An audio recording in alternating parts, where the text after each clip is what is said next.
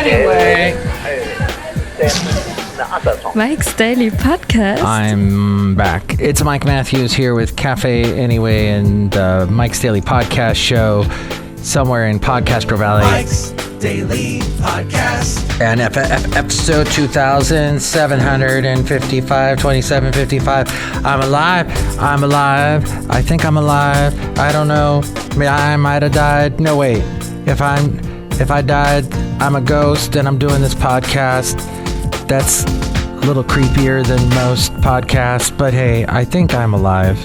I hope so anyway, because Mike's Daily Podcast. Here's something that just as I was saying that, it reminded me of. Over the weekend, Mike's I found Daily a recording Podcast that I forgot that I did with my mom. With my mom about 4 months. 4 months before she passed. She passed away on Valentine's Day, 2022, so we're coming up on the anniversary. And I had forgotten that I had recorded this. And I listened to it, and she sounded...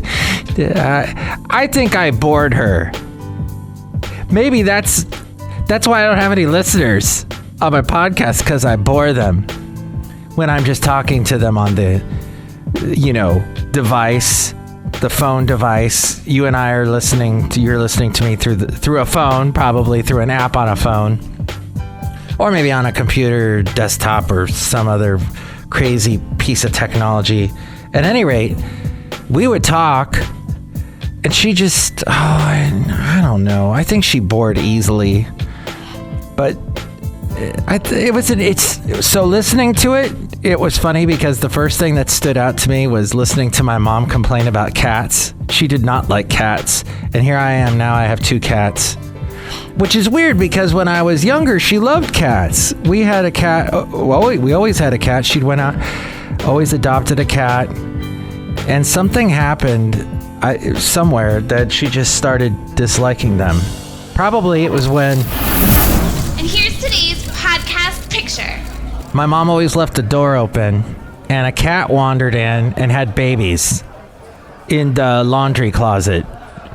That's what it was. And it was weird because I was getting ready to go to school one morning, and I used to say, because this is terrible. All kids, I'm sure, go through this, and it's sad and it's depressing, but, you're watching TV, and you see guys on TV with their washboard abs. I'm going to get a 6-pack. I'm going to get 6-pack abs. So I decided I'm going to do sit-ups every day. Well, one morning I'm doing sit-ups, and the late great Basil the Boxer, he got a nice shout out from Vince, who saw the picture that I posted yesterday of him fighting a Toro kind of thing. See that picture at mikesdailypodcast.com. And the podcast picture today will be something from a couple years back as well. I will you just have to see what it is at mikesdailypodcast.com. But yes, I was doing working out, trying to get the nice ab stomach washboard thing happening, and as I am doing sit-ups, which it turns out, if you do them the wrong way, you're just destroying your back. So, lesson learned there, because I had a bunch of back problems when I was younger. What happened? So I'm listening to the radio, and they're playing that song by Cyndi Lauper. No, not Girls Just Want to Have Fun. No, not Time After Time. Is that why you're bald, Mike? True Colors. Oh. No, it was All Through the Night. And in that song, there's a line where she says, all through the night, a stray cat is crying, a stray cat cries back. And right at that point, I start hearing meowing. And I'm thinking, that's the guy that's the DJ on the radio station who was known for playing sound effects. He must be messing with me, messing with the audience and playing sound effects. No, turned out there were kittens behind the washing machine. So I think that was probably the beginning of the end for my mom liking cats. The Haley moment of the week. Danger, Will Robinson, danger. But Mom, I hear her in this recording saying, "Oh, cats are awful. They have nothing. All they have is fleas. They have fleas. They bring fleas into your house." Well, yes, but they have this thing called flea medication now that you can put on the cat, and they don't do that. Actually, we probably had flea medication back then in the 80s when I was trying to get the washboard apps. But no, that wasn't really a thing Mom was interested in doing. So how about this? Not cats, but peacocks. Their quarterly loss has narrowed to $825 million as they have hit 31 million subscribers. Hey, good looking. We'll be back to pick you up later. The streaming service from NBC, Universal, Comcast Entertainment grew its fourth quarter revenue by 57% to surpass $1 billion for a quarter for the first time while narrowing its loss. The streamer ended 2023 with 31 million paying subscribers. And I think part of that is because they made it so now you can't... You used to get it for free if you had Comcast, but now you gotta pay for it. Which is sad because I was really enjoying Poker Face with Natasha Lyonne, but I guess I gotta pay for it now. So how does that compare with other streaming services? I don't think, let's see, as Legacy Media seeds streaming subscribers scale to Netflix, streaming profits have been in focus for Wall Street.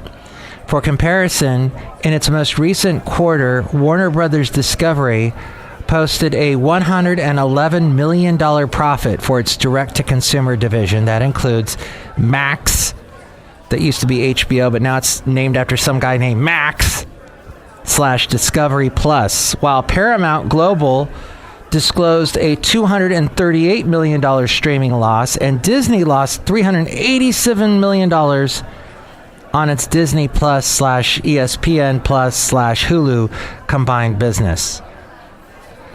And that's interesting that there's all this loss going on with the streaming. As we go outside of Café Anyway, we're bringing Mike's Daily Podcast somewhere in Podcastro Valley. Anyway, the last place on earth. The CEO said 2024 is already off to a great start. I couldn't be more proud of how our company came together to deliver a record-breaking NFL wildcard game on Peacock and the nation's biggest night on the internet ever. Our unique and complementary capabilities will enable us to capitalize on the many opportunities ahead. And the board has increased the company's dividend for the 16th consecutive year. That story from The Hollywood Reporter. Outside of Café Anyway, somewhere in Podcastro Valley, Mont. Podcastro Valley, Mont. And in other internet-related news, Microsoft is laying off 1,900 workers in its gaming unit. Mike is awesome. I don't care about gaming. I told a young person I work with today I don't do gaming, and they said that's a good thing. Keep going with that, because it is a colossal waste of time. This from someone much younger than me. That's probably not something I would have said when I was his age, but he's very smart. The cuts represent about 9% of the 22,000 Microsoft gaming employees and come 3 months after Microsoft closed on its $69 billion acquisition of Activision Blizzard.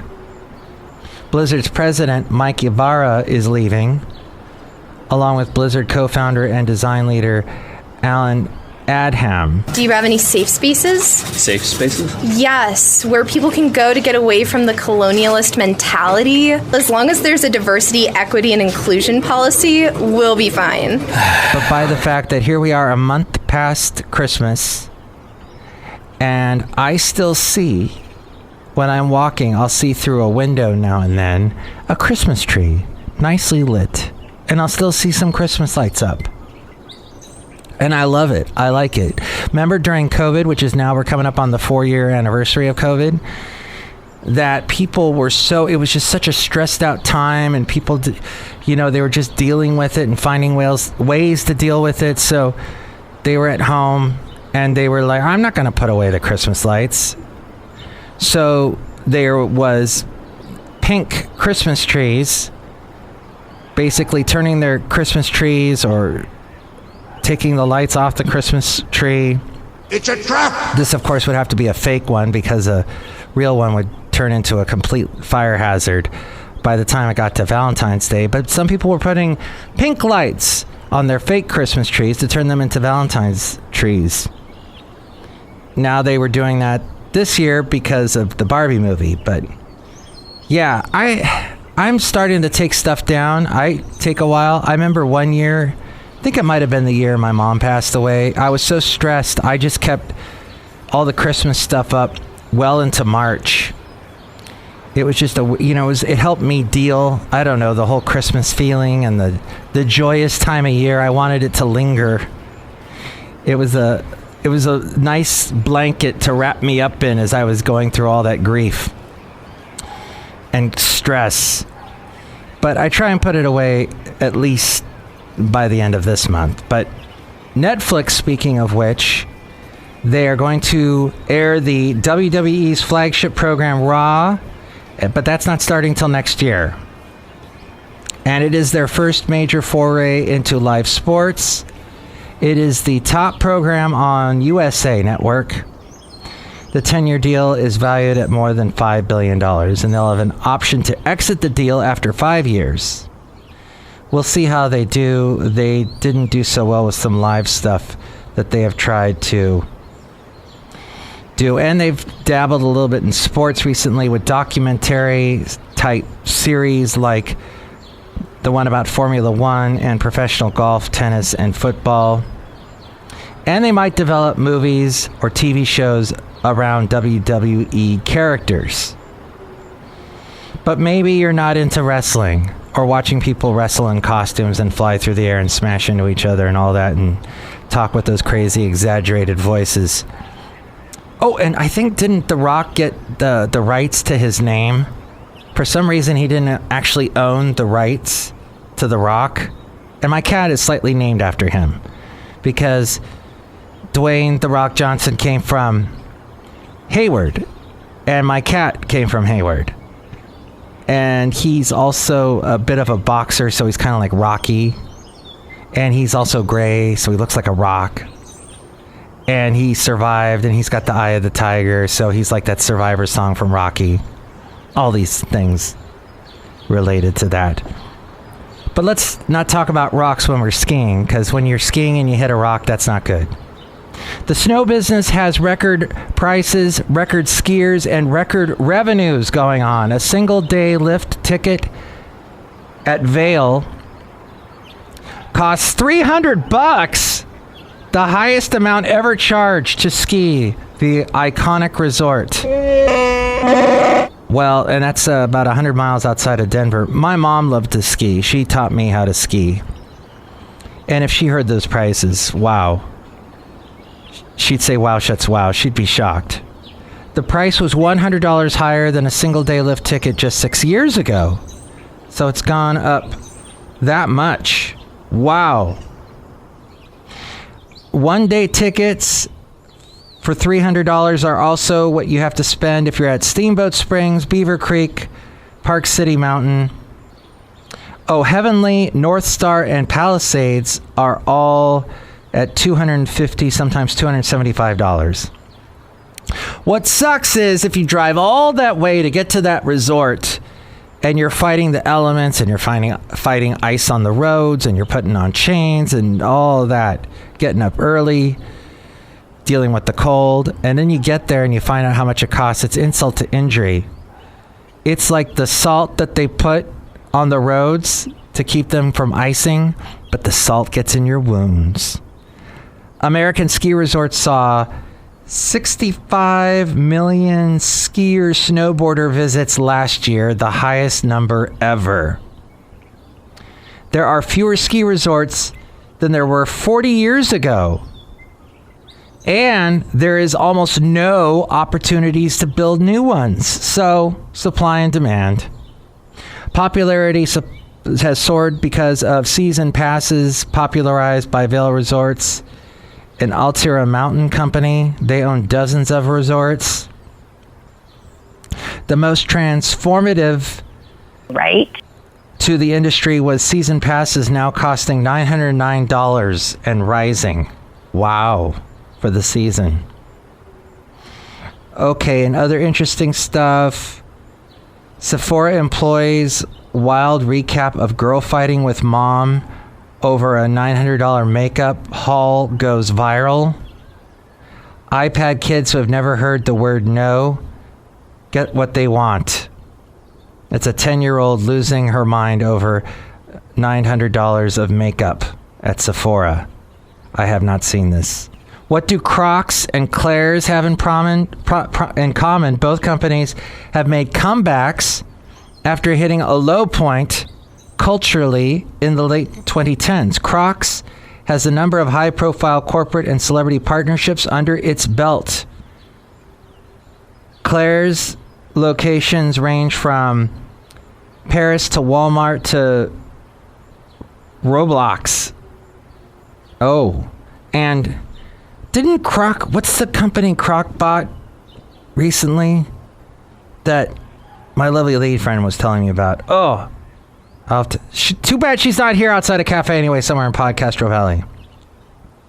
Mont. Demands for $35,000 virtual reality headset have gone up. The $160,000 plus Apple Vision Pro headsets sold out in minutes. What? After going on pre-sale last week. Demand could cool after diehard techies snapped up the first batch of 3.5K gadgets. I'm sorry, Dave. I'm afraid I can't do that. Oh, no. There was over 160,000 that sold. It didn't sell for 160,000. Yeah, I don't think a headset.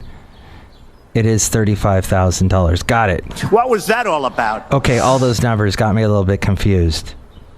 But okay, we were talking about Crocs that made a comeback.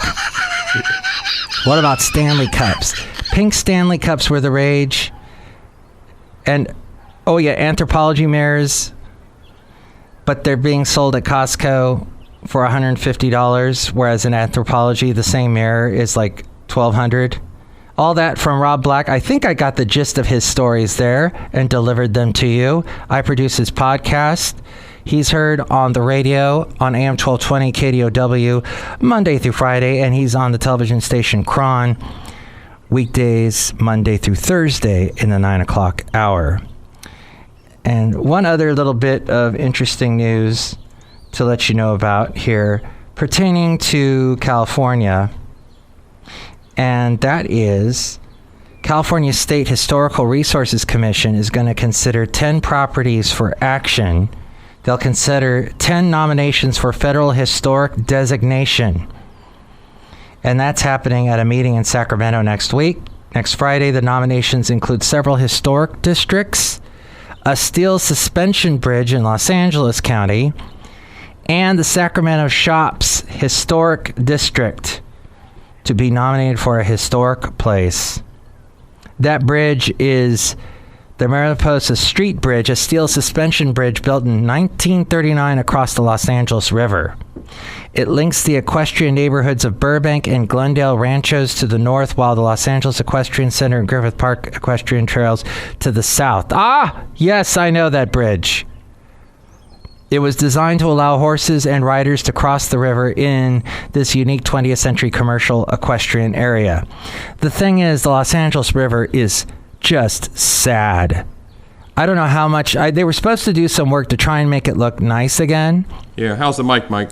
But for years growing up, it was such an eyesore. They completely concreted it up, made a huge concrete wash, so it no longer looked like a river. It just looked like a bunch of filthy water. Hi there, Mike. How are you? Just running across some concrete that was full of graffiti. And I think I had heard they were trying to make it more natural looking again. So I don't know if they did that down there, but I just remember.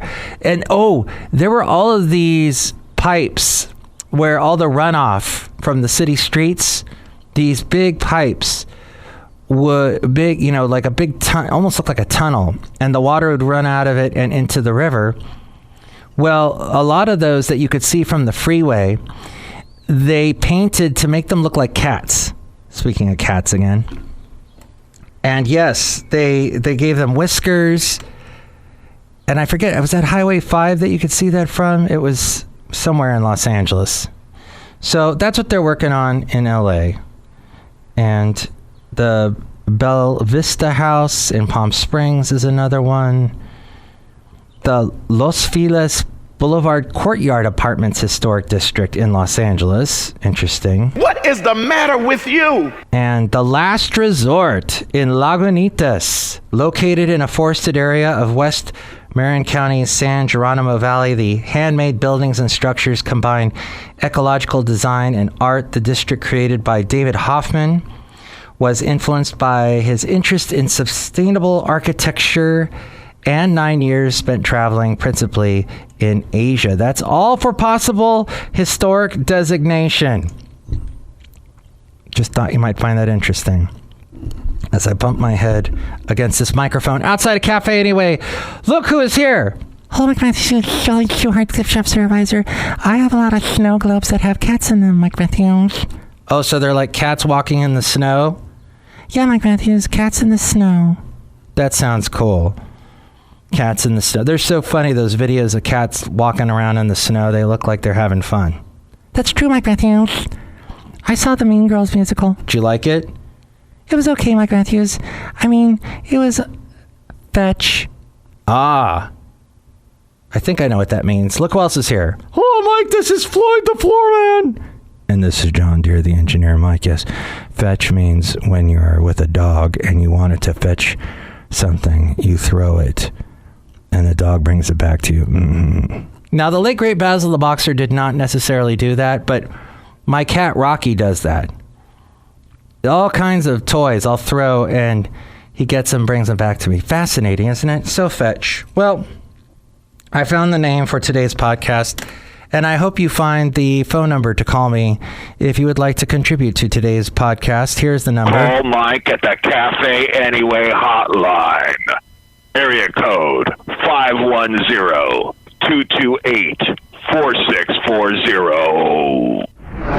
Why the hell did I yelp that? I do not say things like all the YouTubers say on YouTube. What do you think? Comment below. I don't say that. Although you could if you wanted to comment below. And you can comment on the website. And there's an email and all of that. To find that, why, there's someone who's going to show us where all that is. And that would be A-Frame. And here she is. Mike's Daily Podcast is written and produced and performed by Mike Matthews. His podcast is super easy to find. Download or listen to his show and read his blog at mikesdailypodcast.com. Email Mike now at mikesdailypodcast@gmail.com. See you tomorrow. Bye!